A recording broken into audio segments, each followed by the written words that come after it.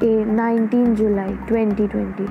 Good morning. You are listening Prakriti Gupta, your news anchor from Lava Farah Media. Here we bring you the latest updated news from around the world. On World Day for International Justice, Advocate Bhan pledges to make India rape-free. Senior advocate Ashok Bhan on Friday said that successive governments have always assured citizens to make rape-free India in conformity with the rich and proud civilization of the country. Country is being shown the dreams of an India that brims with confidence and national pride, a country that is digital, cashless, and clean. But these dreams are mere illusions without having a rape free India.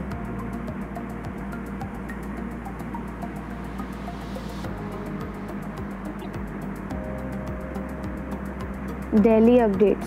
After experimenting with a number of drugs and therapies, doctors in hospitals across Delhi say they have finally developed a therapy for COVID-19 that is effective and yields better results.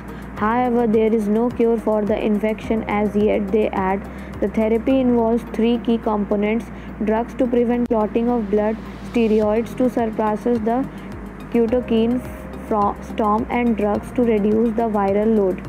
According to Dr. Randeep Guleria, director of AIIMS, when COVID-19 was first reported in India, the anti-malarial drug hydroxychloroquine was used to treat the patients. HCQ was additionally used among the healthcare workers for preventive purposes. New evidence doesn't strongly support the drug's usefulness in treating the admit patients, Guleria said. India coronavirus cases.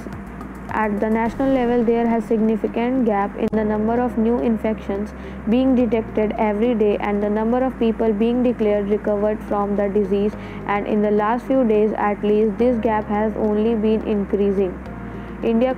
For 11 consecutive days now, the number of people recovering from the novel coronavirus disease in Delhi has remained higher than newly detected infections. This has been the case on 17 out of the last 20 days. No other state has even come close to such a trend. Woman daughter attempts self-immolation outside UP CM's office, critical. A woman and her daughter set themselves on fire in front of the Uttar Pradesh Chief Minister's office here already over police inaction in a land dispute cases in Amethi. The mother-daughter duo sustained burn injuries and were admitted to the civil hospital where their condition was said to be critical, police said.